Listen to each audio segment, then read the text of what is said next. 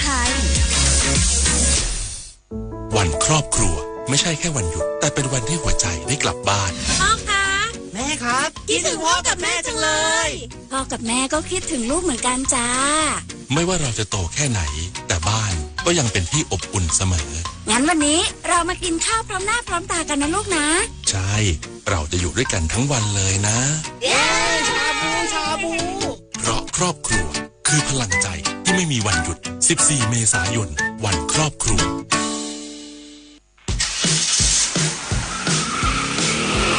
จะรีบไปไหนสตาร์ทรถทิ้งไว้ก่อนเดี๋ยวขึ้นไปเอาของบนออฟฟิศแป๊บนึงหยุดเลยสตาร์ทรถทิ้งไว้เปลืองน้ำมันนะแค่ไม่กี่นาทีเองพลังงานไม่หมดโลกไหมคำว่าแค่แป๊บเดียวของทุกคนรวมกันหมายถึงพลังงานมหาศาลที่ถูกทิ้งไปเปล่าๆเลยนะจริงด้วยนึกว่าเรื่องเล็กแต่มันเรื่องใหญ่กว่าที่คิดอีกนะเนี่ยร่วมกันประหยัดพลังงานเพื่อประเทศชาติและโลกของเรารัฐมนตรีช่วยว่าการกระทรวงคมนาคมส่งความปรารถนาดีเนื่องในวันครอบครัวเน้นย้ำสถาบันครอบครัวเป็นรากฐานสำคัญของความมั่นคงพร้อมอวยพรให้เดินทางกลับไปปฏิบัติหน้าที่ด้วยความปลอดภัย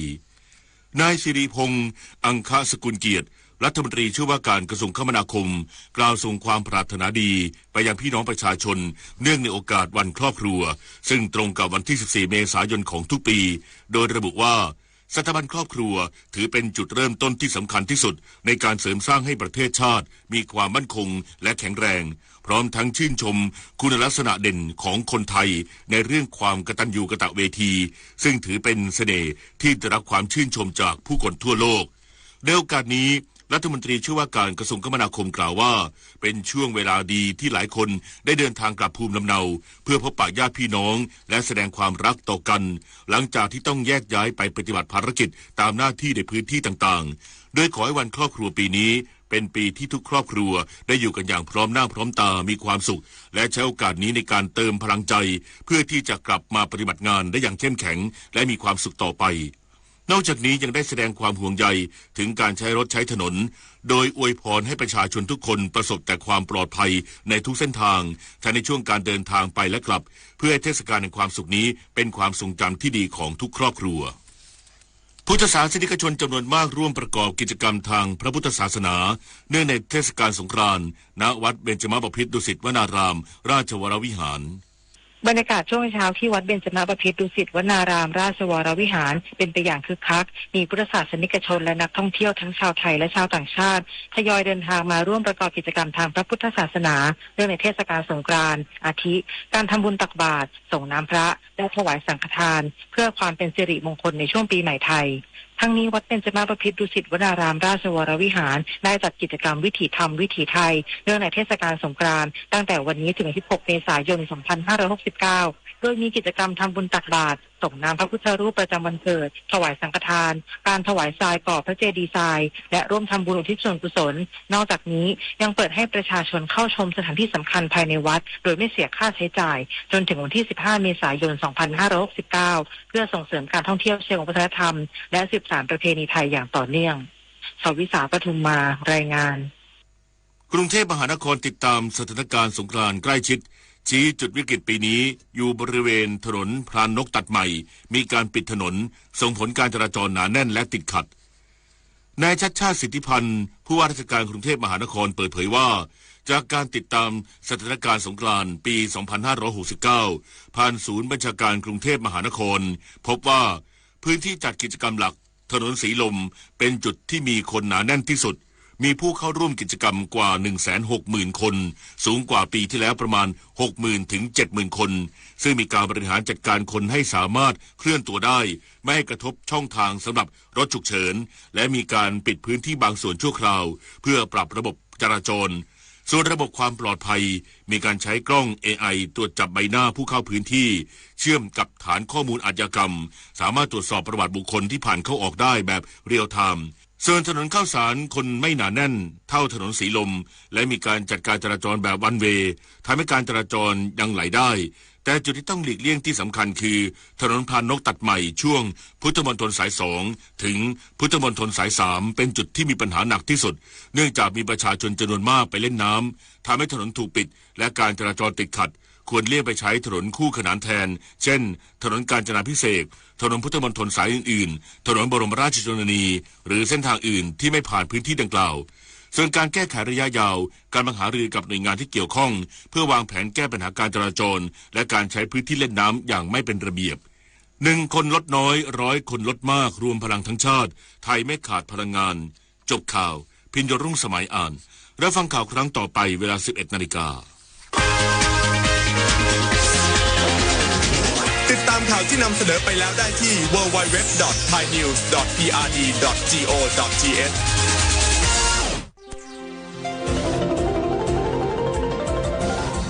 วิทยุแห่งประเทศไทยให้ความรู้คู่ความสุข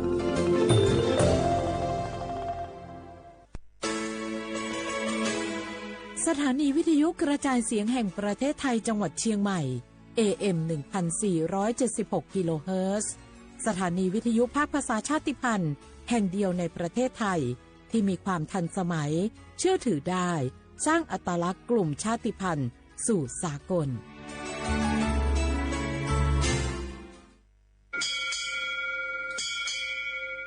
โอโบดะจ้าโอมิโชเปอร์เหมอซุงคาปอกว่าย้อซงโอดูธรรมาสถานีวิทยุภาษาชาติพันธุ์แห่งเดียวในประเทศไทยทันสมัยเชื่อถือได้แล้วพบกันที่สวทเชียงใหม่ AM 1476 กิโลเฮิรตซ์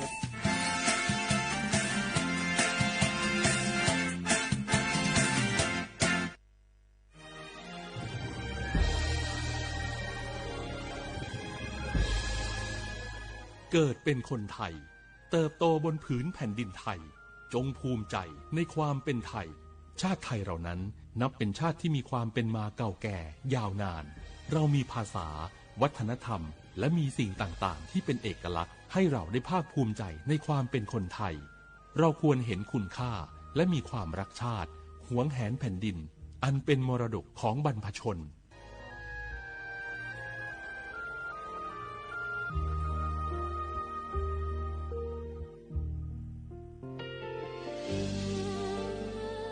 พระเสด็จสู่แดนสวง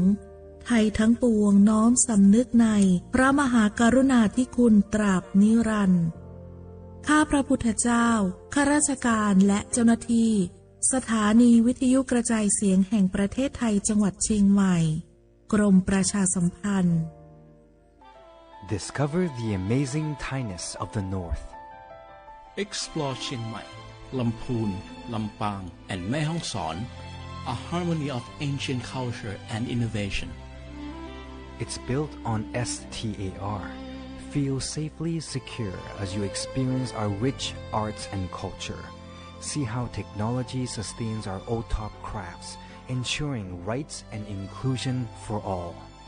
Your enriching journey to the heart of Thailand awaits. Safe, diverse, and unforgettable cultural experiences are here.Come find your Northern Star. #Thainess. #Thailand only.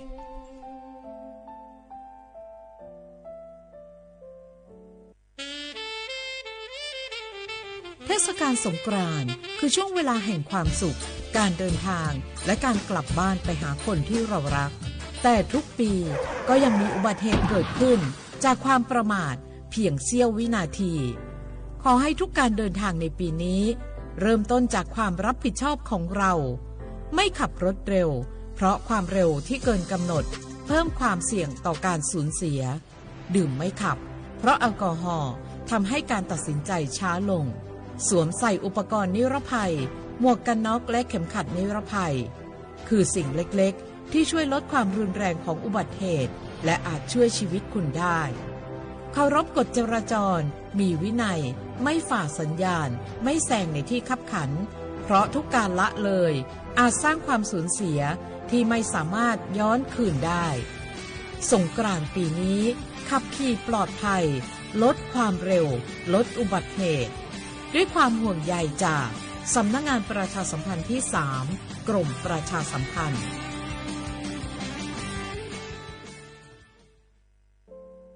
จ่องหู้คาหือปอดห่องจึงไทยพบทบยาปัญหาการเผาสูงแห้งเตอร์หรือเส10 ล้านให้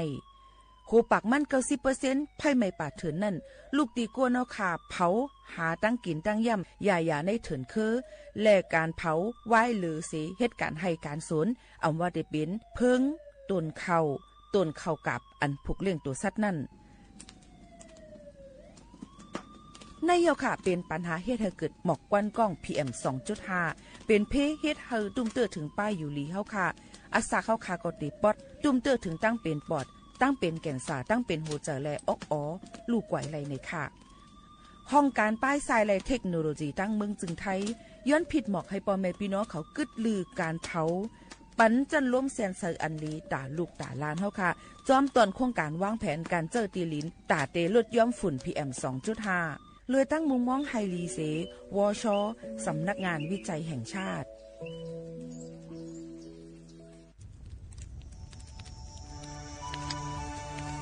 จ่องหู้คาหือก้อนโมก้อนไฟอันเผาอยู่ตีกลางป่างนั่นอ่ำเลยหายกว่าตั้งเลยมันเตเป็นฝุ่น PM 2.5 เสขึ้นมาเฮ็ดให้ป้ายอยู่หลีเฮาคาขึ้นในค่าอ้อลองลดย่อมปัญหาจังไหนในอ่ำหยาบค่ะเนื่องแวอ่ำเผายุกยักเหมือไม่ต้นเยือต้นเข้ากับในให้ในสวนเฮาเปลี่ยนมากองไว้จ้อมกันเสเฮ็ดเป็นฝุ่นสภาวะอ่ำนั้นแจกแผ่ยุกยักเฮมันปอดถูกเมียนอีกป้าดังโฮมมือกันฟังด้วยไฟไหม้ป่าเถินเฮาขาดฉุกวิไลผูกต้นไม้น้ำเพิ่มปันปืนตีสีเขียวเฮ็ดเฮาจันล้มเสียนใส่ตาเฮากูก็เลยตั้งมุงมองเฮาลีเสฐานหน้ากอกับสืบเป็นเผ่าตี3กรมประชาสัมพันธ์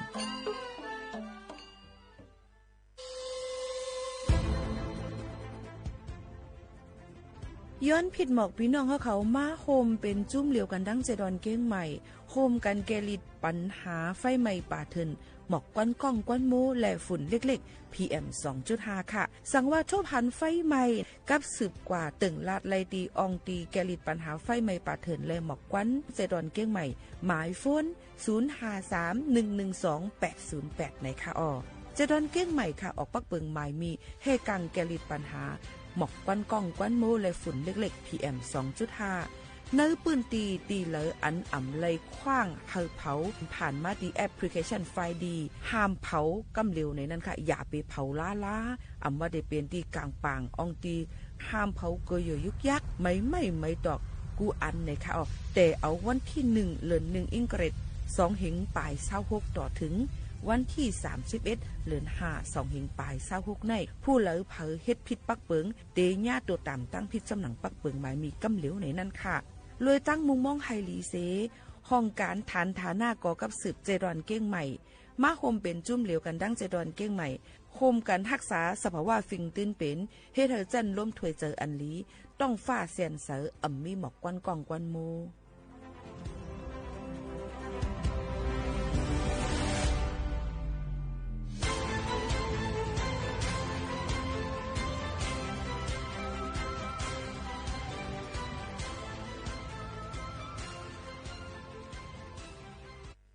พี่น้องเขาสนใจใครปืนเผาผ่านตั้งห้องปล่อยเสียงสวทเก้งใหม่ปั่นตั้งหูห่มปลาดังมีดังซื้อถ่อมแจ้งแล้งหลีกว่าไก่ในปืนตีเจดอนเก้งใหม่กับสืบมาเลยดี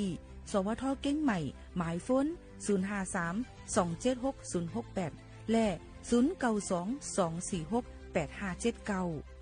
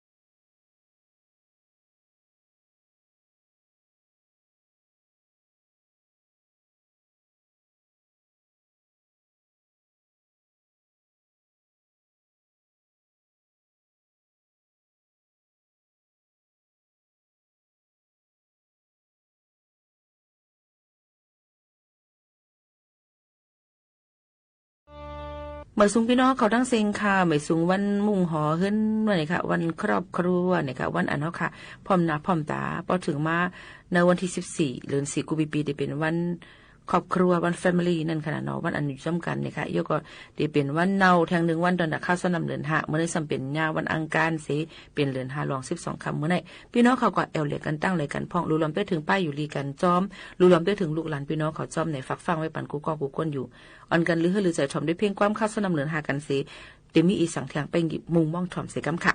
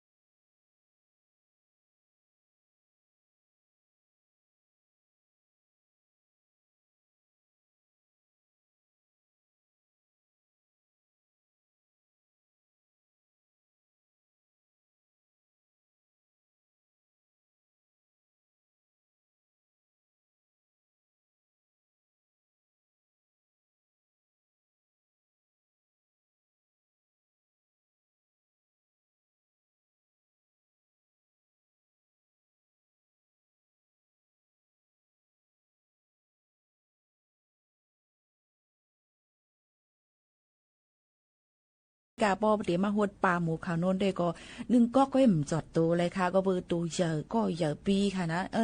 ยันเบอร์นั้นเดี๋ยวเลยเสิร์ตั้งปรุงค่ะเดี๋ยวเลยหดตั้งปรุงเดี๋ยวเลยจอดตัวค่ะเนาะค่ะอยู่เป็นอ้อยก้อยเซกันในวันลือมันก็ว่าอ่ำไรลือมันมีพี่ๆน้องๆเขาว่าวันลือก็อ่ำไรลือเนาะนะคะว่าเอาค่ะการเลยเฮ็ดจำหนังปูนพ่อน่ะเนาะค่ะมีไว้มือพ่อเฮาค่ะตึกมีเอ็นแห้งมือพ่อเฮาค่ะตึกมีนาการอยู่นั่นเดี๋ยวเลยใครเจอเฮ็ดจำหนังปูนพ่อนาการนั้นเฮามีนั่นให้เต็มทนค่ะเมื่อไหร่เมื่อว่าเอ็นแห้งเฮาก็มีอายุก็นำมาเปิ้นก็ได้ลือว่าออกการค่ะ อยู่กับเหตุการณ์ก็ติเลยหาการเที่ยงอันนึงตอนดาติวางแผนไว้เข้าตั้ง10ปี20ปีว่าเฮาจะเฮ็ดนาการอีสังเที่ยงบ่ผมได้เฮ็ดการที่ไหนเฮาสำจะเฮ็ดอีหยังเที่ยงในเดลิมีลองเยี่ยงอันเยี่ยงหมายให้ไลในค่ะเปิ้นว่าเยี่ยงอันนั่นมีไว้นำเดลีในค่ะที่กะยิ่งหมวกขาวนู่นในย่ำไปเต็มทวนยันเบอร์หังแล้วนะ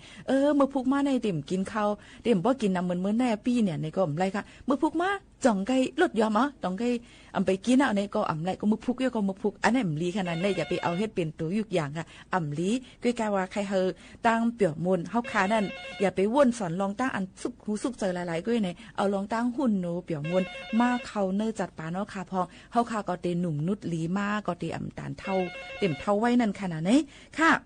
เลิน5นี่ค่ะว่าขมุนหอตองกุยในใจค่ะเดี๋ยวก็กำปาไว้ขมุนหอตองกุยอย่าติดถอมอย่าไปไฮไลท์น้องใจพร้อมแสงเมืองห้องไว้ไปหัดถอมจำกันค่ะนะสึกนี้ถอมจำกันก่อนค่ะ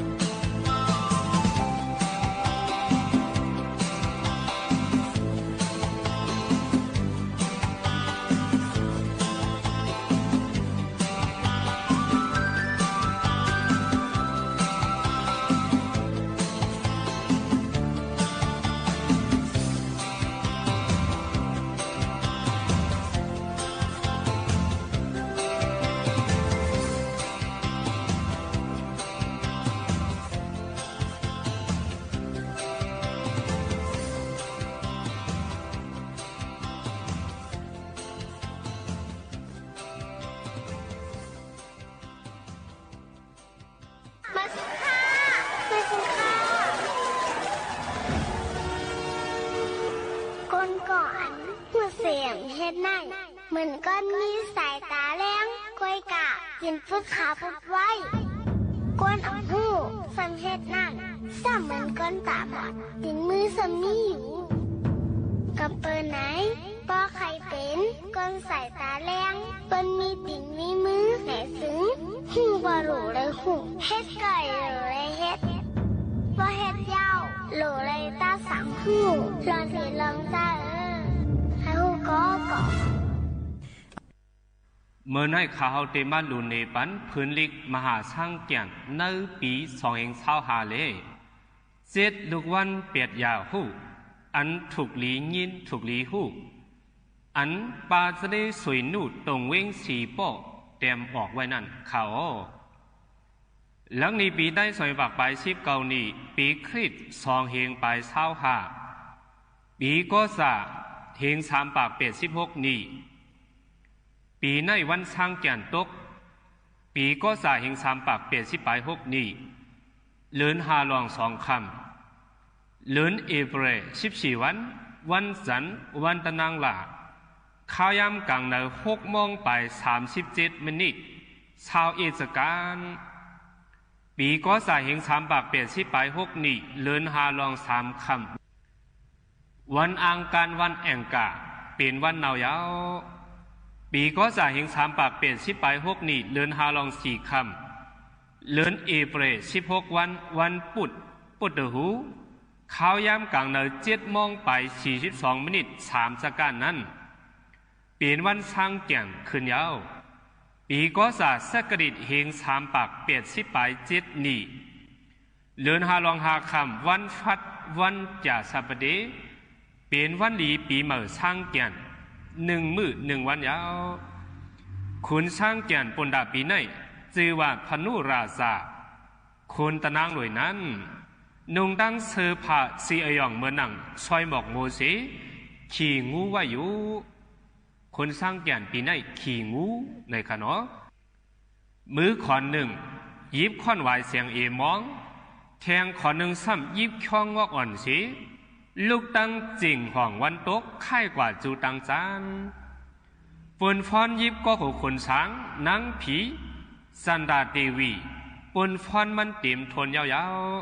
ๆมันนางผีสังหอบเอาตั้งก็หูคนช้างเกียน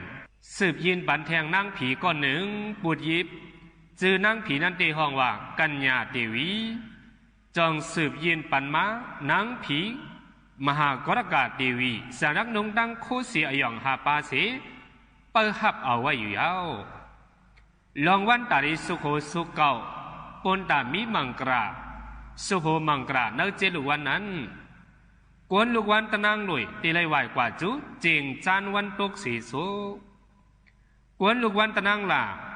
ไหวกว่าจุนาวันตกสีสุกวนลูกวันอังกาไหวกว่าจุจิงของวันตกสีสุกวนลูกวันปุตตะหูไหวกว่าจูนาตั้งห้องสีสุกวนลูกวันจ่าสัปเดไหวกว่าจูนาตั้งออกสีสุกวนลูกวันซอกจ่าไหวกว่าจูนาตั้งจานสีสุกวนลูกวันจันนีไหวกว่าจูนาตั้งออกสีสุอุนตาปีนัยกวนลูกวันปุตตะหูกินตาเกี่ยวกับหมอกอันเดเลสุโข7ลูกวันนั้นจำกวนลูกวันตะนางหน่วยตีเลยเอาหมอกกำโกกวนลูกวันตะนางหล่าตีเลยเอายาแพทย์กวนลูกวันแองกาตีเลยเอาหมอกย้อนล่ากวนลูกวันปุตตะหูตีเลยเอาไม่หมอกสเปกวนลูกวันจ่าสัปเดตีเลยเอายอดกิ่งหอมยอดหมากปินสมกวนลูกวันซอกจ่าตีเลยเอายอดตียอดกลางกวนลูกวันจันนี่ไม่ลือปองเล่ยอดหมักหุนกวนลูกวันราหูเอายอดไม่นิ่วสุโขสายโหกว่าสีกำอันถูกดีไรเงื่อนเวมีอยู่อามูสิเปิงอันวันนั้น1เมาลีห้องไห้2เมาลีเลียนกามกงอายง3เมาลีคาสักเอาตายเปิ้น4เมาลีเอาเลือดออกยางแตก5เมาลีปอมไม่ลานไม่6เมาลีกูนี่ย้อนของ7เมาลีพิษแผกกัน8เมาลีกว่าไปตั้งยาว 9เมาลีลูกมุนตาผอง10เมาลีกินเหล้าเมาแก่นางลัดเอมาอมุชิปาปะเนไนอ่อนกันเงื่องเวไว้ภาวะมันกูก็เสียกันอัตราปากจำปีก็จ่ายเฮง3ปาก86นี่เลิน5ลอง4คำปีคริสต์2ไป25เลินเอเบร16วันพุธขายามกลางเน10 โมงไป42 มินิท3สกันเดมปีเจลิลีวัน3ปาก60ไป5วัน5 โมงไป46 มินิท55.56 สกันเกมเจียวเลยจังว่าปีเก่าหมดเสียงกว่ายาวตี10เข้ากว่าอัตราคุณนิดปีเหม่อเฮง3ปากเปลี่ยน10ไป7นี่นั่นอยู่ยาวกวนลุวันปุถุกินตาเลยเมื่ออัตราตอกนั้นนุงตั้งโคเหม่อเสือกินวันกินเจมสีตากำนั้นจังเฮียนเอาก่อจ้อสื่อนังเดิมมันยาวไหนเอายอดสับปีเฮตาสุกแพทตีโตก็โคเสลูตันย้อนลดลองถูกต่ำตีนำพระเป็นเจ้านาตังตกนันตาย้อนสู้นังกามโมเจนั่นเสกัมปีซ้ำเป็นมาเปิดเลือนซ้ำไก่เปิดวันซ้ำหนูเปิดลิ้นซ้ำผีลูเปิดกวางกลางเฮาผีกงผ่านเปิดน้ำปาเกเปิดขุนมามีเปิดเทินไก่เทินเปิดอธิบดีโกนเฮาขุนเป็นเจ้าตัวสี่ตินมาเป็นเจ้าตัว2ตินนกต้องรอเป็นเจ้าไม่จริงตั้งหลงไม่สร้างวากเป็นเจ้าไม่โกงตั้งหลงไม่หกคือเป็นเจ้าเยือยาตั้งหลงเกียงหอมเป็นเจ้านาคาเกาลูกบ่อเปลี่ยนลูกโจมขอน้ำมันหลินหมากเข้าเตาน้ำตักหลีเข้าเปิกตักหลีเต็มหมากกวนเมืองตั้งไข่ตั้งเป็นตั้งหนาวน้ำจังออกหมากล้มใหม่กวนเมืองติเลยข้ามขากระเย็นเตียวปีได้กว่าคุณเขาจังเลยทบยาอุปัดหยาบอยากขันเจอตัวสีตินตีนเหลืองสร้างมากตั้งเป็นตีนน้ำเลินสี่งินเสียงฝนเลินหาก่อฝนจังตกมายาวฝนดีตกหมอก60 ล้มแรงตีนเหลืองผลโหปีกลางปีอำลีห่างปีลีก้นเกิดปีในลักแหลมแซมกาหมอลาดหมอจ๋าห่างผางห่างลีมักมิลีเป็นอาสากตักเตเลยอยู่เปลี่ยน10 ปีขึ้นเนอเป็นอัตาอโลสักคู่หอมายาวหอปนตาเจ้าให้เจ้าหน้าเขาซ้ำเนอปีเฮง3ปาก80 ไป7นี่เลิน7เหม่อ5 คำลาวีปอเลิน10เหม่อ11 คำลาวีเต็งเลิน11ลอง12 คำลาวการเต็งเลิน12ลอง12 คำตะนางหน่วยฝนเตมาเลิน11เหม่อ13 คำลาววีลงหนอง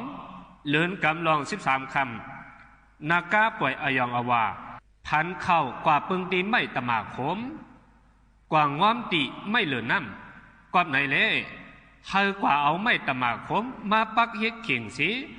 เอายอดไม่เหลือน้ำนั้นมามัดเสือไปลักไว้โหให้โหนาสีตึงเก่าเลหาปูใจไข่น่ายใจไข่เอาลูด้านลิลีสีตาเขาเฮานั่นเต็มมีขอนตีตื้อหรือมาวานังนายาวกวนปุตตะหูวันนากาก่อเงิงตาอยากโคตรลินแหกสนโหสกดิดไหวตั้งโต๊ะถาดโหไหวตั้งออกตะนังลานนามทุนปุตตะหูนามเนาทุนเหอเอาเนาเหอเปียดศาสนาพระเปลี่ยนเจ้าถึงว่า25 ปาก60 ปลายเปียดกึดเกียนแทง4 ปาก30 ปลาย2 กวยาวกอบนั้นเลยพลเพอเสมาว่าลูไลอ่อนกันคัดเจอโจจาเหตุการณ์ตราเยียนำเหตุการณ์ตั้งหลีกวางงูกู้โซเยียนำสีเลฮาไลหูหันมากยันโพนยันฮาไลป้นเนอสัมสระไว้ออกขาดลงในสีกำในซัมเดฮอเลยร้องกวนลูกวันเหล่าวันนั้นเนื้อปีในเขากวนลูกวันตะนางลอยวันอาทิตย์เนื้อปีในปลายปิงหยาตียบย้อมกวยหน้าตีเลยเงินน้ำลูไลเลือกเหตุการณ์อันมีตั้งหลอดเพจางเป็นอมูเล่ตีจางเลยเฮิรนเย่เหมอ เลยสุกซักซอมกวนต่างเคยเอายอกาตั้งเป็นตีออกออเลดตีเซนอายุจ้อนั่นก็จางหมอเป็นมาอยู่ยาวหลายเกไขยัตราเขมันติวันเกิดเมื่อยามกลางเดือนนั้นเอาเกือวัน15จ่อปาดังหมอกกั้มก่อ15ยอดหลู่ด้านกาดิพาเปลี่ยนเจ้าเจียงจานวันโตกวนลูกวันตะนังด่าวันจันเนื้อปีในจำตีคืนเยอะตีอ่องมันอยู่อ่ำห้างกวนหลวงปะเนือก็ตีด้วยถึงลมลายอยู่ยาวจางเลยค่ายติวดันเช้ากวนปะเดอจางพื้นคืนเฮายอกะจางเป็นแห้งเลือดย้อมคบคืนจอมหลุกกับหลุกต่อจางเป็นเจ็บเจนายาวหลายเกไขยาตราเขมันติวันเกิดเฮานั้นเอาหมากพกเมียวเลลูหมอกจนเปียดยอดกาดีพระเปลี่ยนเจ้าอันมีนาวันตังโตกวนวันอังกาวันอังการในปีไหนตีแคมเหลียบติเตจางเลยตินาเฮินจางเลยเปลี่ยนซบเปลี่ยนความจอมจางเลยเปลี่ยนซบเปลี่ยนความจอมก็อันเฮาอยู่จำกันนั่นยาวยอกาตังเป็นตีตับตีห้องอยู่ล้มอัมมันล้มขำยอกาลุกกีปองยาวไอเกไขยตราเขมันเดวันเกิดนั่นเอาหมอกมันมวยอำนั้นห้องว่าหมอกแนง4กอหลียอดไม่กลางกอหลี11การกว่าลูตีฟ้าเป็นเจ้าตีเฮิรนเฮาเสตากวนลูวันปุตหูนาปีไหนเงินเข้าเงินออกอ่ำเพียงกันเลยหน้าการก่อจังตียบย้อมตีใจก่ออ่ำนิ้มยอกาจางเป็นซ้อมต้องจอมใส่ตีลูกตีเอ็นอยู่ยาวหลายเกไขยตราเขวันเกิดนั้นเอายอดหมักหมุน6การลูตีฟ้าเป็นเจ้านาตั้งห้องนั่นเสตาดักเดแคมแหลบกูลองอยู่อ่ำห้างกวนลวันแก่สัปเดวันพัดในปีไหนควักนาการจ้ามอ่ำสังโตเขาว่าได้ก็อย่าไปจ้ามควักนาการเลยค่ะเดมีก็มายามาผากมาหลักมาเกาก็วันนั้นนางยิงเลยจางเป็นศพนำความหมอจางเลยไม่เจอจอมนางยิงยอกะจางเป็นตีต้องจางกินพิษโหขึ้นโหไข่คบขึ้นตั้งตัวตั้งคิงเจอนายเอาหลอกหลายเกไขยตราเขมันติวันเกิดนั้นลูหมอกกั้มก่อเกายอดกาดีฟ้าเปลี่ยนเจ้าในเละตักได้แคมเหลียบมาอยู่อ่ำห้างกวนลูวันซอกแก่วันโซอาดานเนอปีไหนตะเปซื้อเคิงจากกูลองซื้อวางหลินวางเฮินเตดีโอเตมีก็จอยแถมตัวถึงเล่หน้าการกอดเตแคมเหลียบเตเนอเจ้าคืออันเลียวกันจางปันอุปาทยอกะจางเป็นหนาวกินพิษแห้งอียอกาที่ต้องตีใส่จะได้จังเป็นในเล่เฮาพังสดิเสกัมหลอกได้เกไขยตราเขมันติวันเกิดนั่นโลกว่าลูกเข้าโค3วันหรือฟ้าตีเฮิรนเฮาก่อไหลบอกว่าอะไรหลุไหลต้านเย้าในเตตักตีแคมเรียบกว่าอยู่ยาวกวนลูกวันจะเนนบีไหนหลูไว้สดิลีเอากลางเจอเจ้าเก่าแตกดัดนั้นสร้างเอาพิษเอาเปิงตั้งนำตั้งลายอยู่ยาวบ่มีนาหอต่อเฮินจางพิษจางเปิงบอกว่าที่เหตุการณ์ลงทุนสีเปิงเตะดีอยู่ยอกะจางเป็นตีขาตีลูกตีเอ็นกำน้ำหลอกหลายเกไขยตราเขมันเตวันเกิดนั่นเอามอลินลูกหนึ่งมาเสิร์ฟชายสีสมเอาหมักอุ่นอ่ำป้าเปิกนั่นลูกหนึ่งเอามาตำเสิร์ฟเนื้อหมอเอามาตำเสิร์ฟเนื้อหมอหรือชายนั่นสิกว่าลูตีฟ้าเป็นเจ้าจริงห้องวันออกนั่นตาดักดีแคมแลบอยู่อ่ำห้างชายไงกูลองเนื้อ12เหลือนั่นไหนเตมาลูอ่านดีกว่าลองตั้งมันอีก1ก่อนเหลือ5ปีในป้ายปิ่งหยานั้นตีแหลกลายอันเมื่อกำน้ำขันเข้าขันเงินขันคำอ่ำนิมอ่ำเสาขันคำติลิโอบนอันกินอันเยี่ยมกาขันติลีเลิน6จับโดยอันแหลงตั้งสิ่งเกือโถเงินคำจริงกาขันติลีกวนให้กวนเมือกติเหลิงไพ่ติใกล้ๆไหมกวนเมืองจังทบตั้งอย่าผืดป้ายอยู่ลีก็ติยบย้อมเลิน7เข้าจุ่งโถยายาติกาลองกับสืบข้าวตั้งเลย ลองก่อสร้างลองการงานอย่างอันลงนั้นเตน้ำเตลีมังติผลเตลีลองอุปเปิงเขาตึกคำเจยหยาบยากไว้อยู่เลินเปียดกว่าวันเมืองนั้นตีเลยเถียงกันกวนหลวงกำพองจันอายาทูจังโตมาเข้าเต้าน้ำตีเหลืองมากยายาตีกาเลินเก่าเตอุโอกันลองสร้างวันสร้างเมืองมังตีอิงสันขันคำตีขึ้นเกินน้ำหวานน้ำเจมมาเข้าเต้าน้ำกุนกาขันตีย้อมเลินชิบโผเข้าเปิดเข้าสารทาสีน้ำมันกาขันตีนิ่มน้ำอ้อยน้ำฐานหวานเงินคำกาขันตีลีมังตีผลตีเยอะน้ำตีโทเลิน11ขันลินขันเฮิรนตีนิมไว้หมอกหมากตีเหลืองตีกาคำเสือพาเลเครื่องจากตีกามันเบิ่งตึงกาอ่ำนิมำเสาเลิน12ขันลินขันเฮิรนเลเครื่องจากกาขันตีลงยอมมาเครื่องตัดตู้เลเครื่องอันออกเนื้อลิ้นอันออกกาเนื้อเถินตีกาเลินเจ๋งหรือสีเข้าปึกต่างเจอกวนอันกาขันตียอมลงไว้กามังเมียวอ่ำปอเหลืองเลินกำน้ำมันทอปาดเข้าปึกเข้าสารกาขันลีขันคำตีขึ้นอิดกุ่นกินกุ่นเยี่ยมยากุมเมียวกาขันตีนิ่มเลิน3เข้าปึกเข้าสารเข้ามุนตั้งกินสัตว์ตัวสัตว์ทัดสีตีเจน้ำมันกุมเมียวกาขันตีขึ้นเลิน4กาขันลิ้นกาขันเฮิรนตียอมลงขันเข้าอ่ำนิ่มขันคำตีขึ้นมาอิดทางสีเลจังเป็นผลลงล้มหลงมาในโยบริมาหุบเก็บเศษลัดนี่ให้พี่น้องเขาต้องเจอลีป้อในจึงเลินหาลอง2คำวันจันตะนางหลาวันสร้างแก่นโต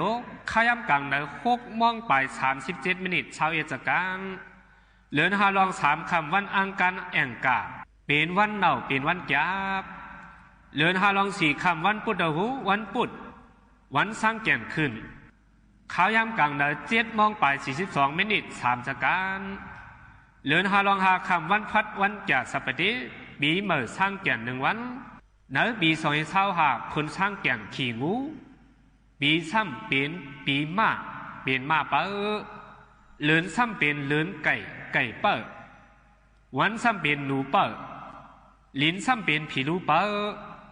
กว้างกลางหาวซ้ำเป็นผีโกงผ่านเปิ้เทินซ้ำเป็นไก่เทินเปิ้ตัวสีดินตั้งหลงม้าเป็นเจ้าไม่โกงตั้งหลงเป็นไม่หกคือเป็นเจ้าเยียยาตั้งหลงเกียงหอมเป็นเจ้าจำหนังคาเลลูเนมาลิกมหาสร้างแก่นเนื้อปี2ไปชาวหาในบ่จื้อบ่ใจกว่าเอาบ่เหมาบ่ยามกว่าเปียดอันลีเฮาเอาอันอำลีนั่นเฮาเปียดเจทัดด้วยลีอันลีอันขีมีที่เฮาบ่เลอเกิกอันเลยเอาอันนั้นเอากำใจเผามันว่าคาได้อำจังว่าอันไหนลีเฮ็ดจังไหนเฮ็ดจังนั้นในก็อ่ำฮัดว่าอันไหนอ่ำลีปล่อยพาเป็นอะไรในก็อ่ำจังขานอ่ำจังลาดลองลีลองซ่าใน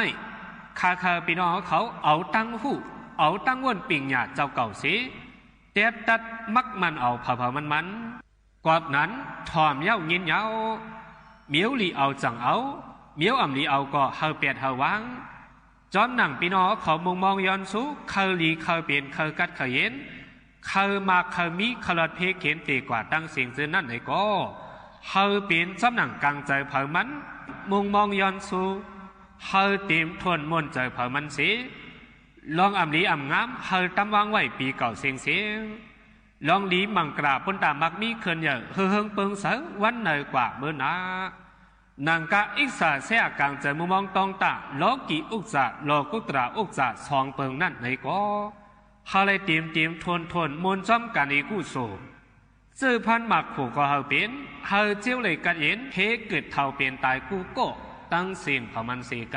ำขอบใจอย่านำถึงพี่น้องผู้ปั่นแห่งขาวกู้โก้ค่ะ มันว่าอย่าไปให้แลน้องนะคะนึงเพ่งความหวานหูถูกเจอพี่สาวเขาย้อนมาค่ะแลเขาพี่น้องเขายินถ่อมจ้อมกันค่ะอันพี่น้องเขาเลยยินถ่อมเสียงและหันเงาหางเสียงอยู่ย่ำพงตะเหลวเป็นที่ตั้งห้องปล่อยเสียงสวทเก้งใหม่ AM 1476 กิโลเฮิรตซ์ค่ะปืนปล่อยเสียงกูวันพอถึงมาข่าวยาม10 โมงถึง 11 โมงกลางเนออีกป้ากลางคำค่ะตอนหน้ากลางคำตอนนั้นวันเฮาเมืองเฮาก็ได้ถ่อมตั้งออมลมได้รับถ่อมจ้อมกันและไปถ่อมข่าวเฮาตอนนั้นพี่น้องเขาฝักตวนกันเข้ามาในนั้นค่ะย่ำพงตะเหลวก็เฮ็ดให้กลับปานคิดกลับมาแลข่าวเง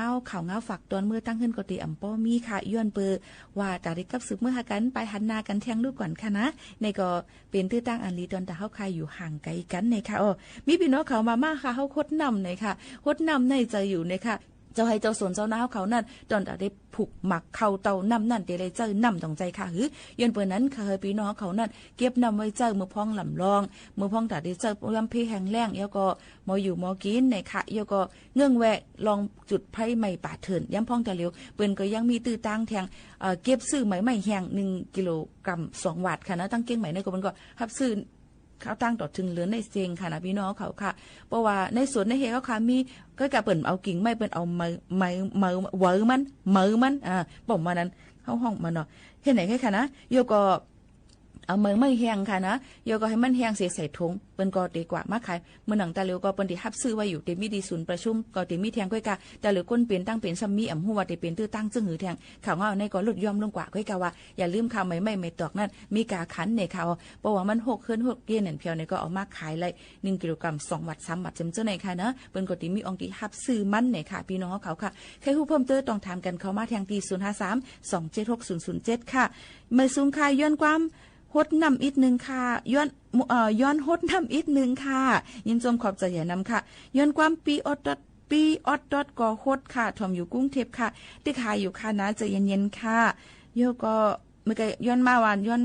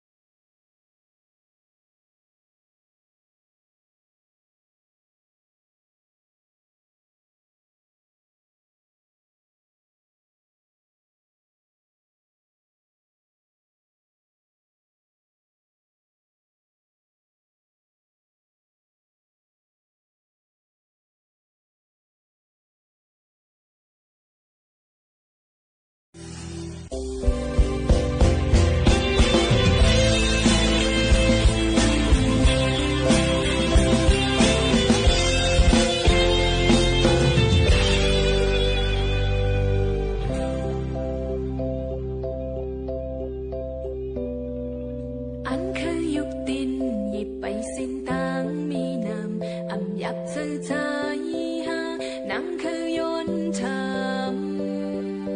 ตั้งหักตีเจออำเล่นก็นั่งหูอยู่กูนำเนื้อตั้งนั่งเอาใจจีบลองหักเนื้อสูนั่งปันเลยอยู่ก็เนื้อสิ้นตั้งนั่งไปมันเป็นที่คิดอำเจอว่าน้องฮิตเลยหนึ่งยามสี่ปล่อยเป็ดใจวันคงใจได้ตั้งยามน้ำนี่ขึ้นอำเลยอำเป็นเลยน้องคนนี้อันดีวันเดมีเลยขึ้นยังอยากเจอตั้งหักใจลืมน้ำเป็นลูก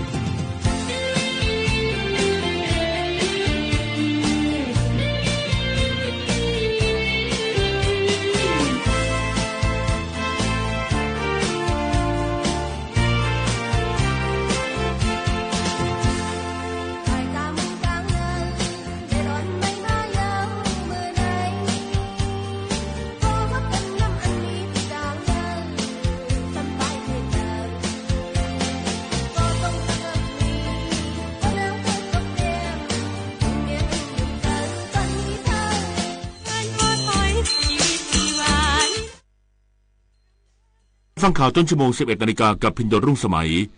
กรมคุมประพฤติสรุปมาตรการควบ